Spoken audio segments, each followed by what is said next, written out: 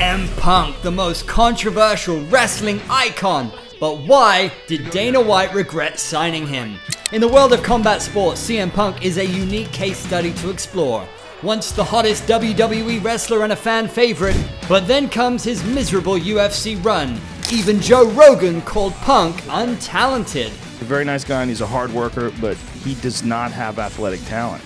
He's missing a lot, and he's a showman. Fight fans, let's dive deep into the curious case of Mr. CM Punk. From being the hottest WWE superstar to being called the worst MMA fighter of all time. But before that, for more such awesome content in the combat sports world, subscribe and hit the bell icon and never miss any bit of Sportskeeda MMA. Let's go down to Chicago where it all started. A teenage Phillip Brooks, aka CM Punk, following his boyhood idol Rowdy Roddy Piper, wanted to break into the wrestling industry. As a wrestler, he had long been in the industry, traveling throughout the country and working every significant independent promotion before making big time in WWE. Punk rose to the top of the WWE despite several roadblocks. Despite his obvious talent, officials in the WWE questioned the decision to sign him. But he proved all his doubters wrong, becoming an alternative inside the industry. He was neither a pure babyface nor a clearly defined heel. He found a gray area flirting with something in between and stood atop the pro wrestling mountain. The Summer of Punk, up to this day, remains one of the best and most popular storylines ever produced in the pro wrestling industry. So much so that even WWE recreated it with Punk himself. I'm the best. I'm the best in the world. There's one thing you're better at than I am, and that's kissing Vince McMahon's ass. Pipe bomb. Well, do we need to go there? He was once the undesirable, became undeniable, to finally the undisputed main eventer. Whether it was his straight edge persona or his best in the world gimmick, everything resonated with the audience. He made a connection with the audience that would help him become one of the most popular and critically acclaimed stars in the industry. It all felt good on screen, however, off screen was all but good. Punk had numerous issues with the WWE, including alleged medical negligence and creative differences. It came to a tipping point around Royal Rumble in 2014. Like, not even after the pipe bomb and Money in the Bank with Cena in Chicago, was there ever a moment where you felt like, all right, I got him on my side now? No, I don't think so. Because it was always a fight. There was always a conversation. And I think that's the juice for Vince, you know what I mean? Then came a day when he had just had enough of it. Reportedly before the January 27, 2014 episode of Raw, he told Vince McMahon personally that he was going home. Although foes like MJF may argue that he just quit and took his home like a little. To make matters worse, the WWE sent him his release letter on his wedding day. Talk about a kick in the gut. CM Punk's sudden disappearance from WWE TV triggered intense speculation among the wider wrestling audience. However, fans had to wait almost a year to hear Punk. In November 2014, Punk explained his acrimonious exit from WWE on the now infamous Art of Wrestling podcast with his friend turned foe, Colt Cabana. Well, they say, when one door closes, the other pops right in front. Speaking of doors, fight fans, we have doors open to all combat enthusiasts. So what are you waiting for? Smash it on your way inside the realm of Sportskeeda MMA. Punk closed the door on WWE. Now he had his eyes set on something that he was a long-time admirer of. Punk was an MMA enthusiast, especially BJJ.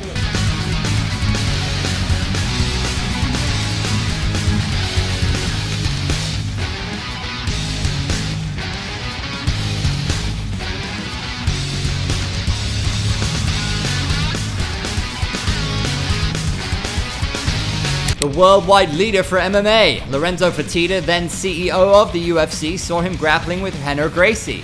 As soon as he saw that, he had dollar signs in his eyes. Dana White saw his newest pay-per-view attraction and signed him up in December 2014. With Conor 1 foot out the door to the bright lights of boxing, he was the new cash cow. Well, that's at least what the UFC brass thought he would be. You know this man, but your wrestling days are over. You have decided to enter the Octagon and fight mixed martial arts professional. But wait, he wasn't the first professional wrestler to enter the MMA cage. Long before him, there were a handful of WWE superstars who dared enter the Octagon. Brock Lesnar and Bobby Lashley were the ones who had a respectable career inside the cage, while others failed miserably. To me, he's making a mistake. He doesn't know what he's getting himself into. He's talking about, I want to test myself. Many MMA industry experts warn him of the consequences of entering the Octagon, while many inside the pro wrestling world took the news as a gimmick, merely a publicity stunt by the UFC. This decision raised eyebrows and sparked intense curiosity among fans and critics alike, given that CM Punk spent the majority of his career in the realm of professional wrestling, and on top of that, he had no amateur MMA experience. Look, dude, CM Punk is it's horrible for the sport. Despite the mixed reactions, Punk was adamant that he was here to stay. CM Punk trained with Henner Gracie and at Rufus Sport. He trained with the best alongside Anthony Pettis, Tyron Woodley, Ben Askren, and more for 2 years. Henner even declared CM Punk's MMA potential has no limit. That's quite a statement, and that too by a Gracie, renowned for bringing BJJ stateside.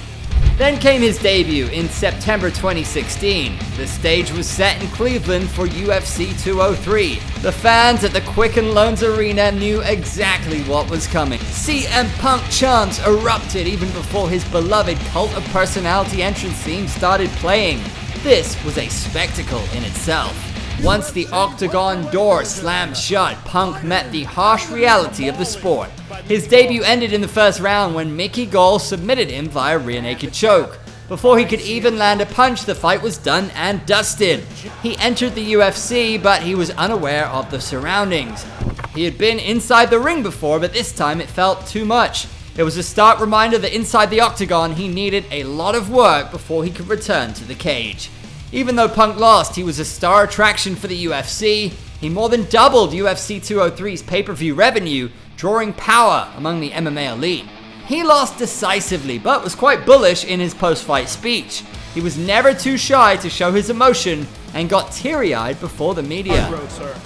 Yeah, you know, in life, you go big, you go home. I just like to take challenges. This was a hell of a mountain to try to climb, and I didn't get to the summit today, but it doesn't mean I'm going to give up. It doesn't mean I'm going to stop. Gone from the UFC for another 2 years, he went back to train with his peers and waited for another shot. In the summer of 2018, the UFC came knocking on his door. He took a fight against Mike Jackson in his hometown of Chicago in June 2018. Maybe this would provide that much needed boost that he required. Surely the Second City Saint would get his hand raised inside the very building where he sold out numerous WWE events. They say lightning never strikes twice, but this time it did. He lost a unanimous decision against Mike Jackson at UFC 225. The only positive out of this fight was that he didn't get finished and even landed some punches of his own. This was against a fighter who was publicly ridiculed and fired live on the post-fight press conference by Dana White. Well, that was the last straw. Even White couldn't hide it anymore. I love the guy. He's the nicest guy in the world. We gave him 2 shots, you know, and he had a lot of heart tonight in this fight, and yeah, I think you should call it a wrap. This experiment by the UFC was a disaster for Punk and his reputation. No doubt a massive pay-per-view draw for the UFC. He did bring in the numbers to justify his huge fight purse, but it gave his adversaries more content to look down on him with. The jump from a scripted entertainment show to a full combat sport was too much to handle for Punk. It was unpredictable and brutal. Nearly 4 years into his MMA career, the obsession, the overexcited zeal that launched his pathway into MMA seems to have given way to an uncomfortable state of embarrassment. I'll tell you what, fair play to him, because he got in there and fought, and not a lot of people do. Not a lot of people have to make that walk. So but wait, the story isn't dead. In comes All Elite Wrestling. Summer of 2021, the rumor mill was swirling with innuendo. And after weeks of rumors, on August 20th, CM Punk was back on mainstream television, this time for AEW. He instantly became a key player in the promotion. His tenure was monumental in AEW's success, but was mired by controversies. He was the center stage of not one but two different backstage brawls, one after All Out 2022 and another at AEW All In 2023. He was fired for cause by AEW president Tony Khan.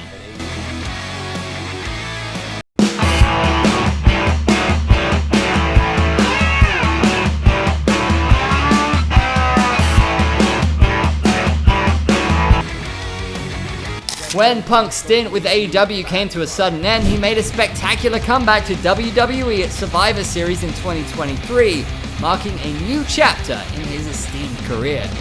CM Punk's return to WWE came out of nowhere.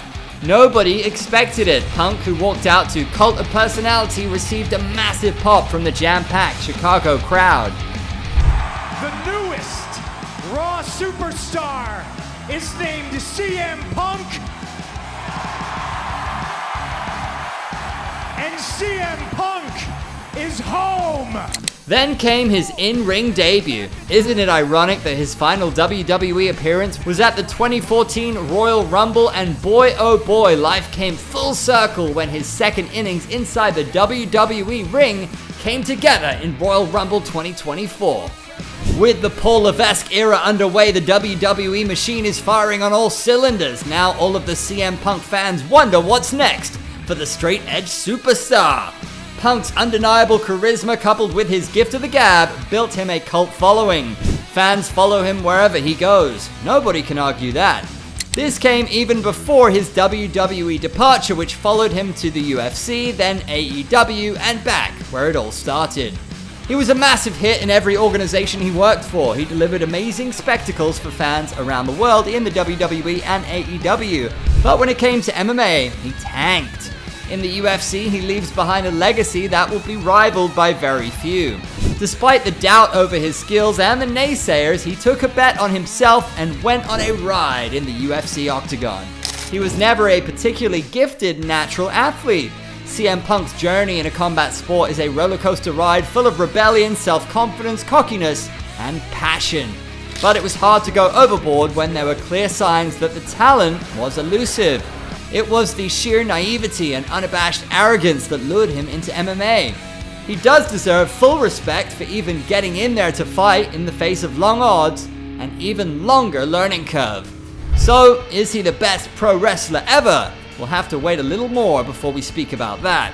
But he damn sure will be one of the most talked about stars in the history of pro wrestling. Is he the worst MMA fighter? The most untalented MMA fighter ever? Maybe. Maybe not, but CM Punk's name will always come to the forefront whenever the conversation comes along for the worst fighters in the UFC, let alone MMA. Alright, Punk fans, even Joe Rogan echoes this sentiment. He doesn't have any talent. That's all it is. He just doesn't have physical talent, or whatever, for whatever reason. Whether it's his approach, his intensity. And what do you think? Is Punk the worst MMA fighter? Let us know in the comments below. Like, share, subscribe, and stay tuned to Sportskeeda for all the updates in the world of combat sports.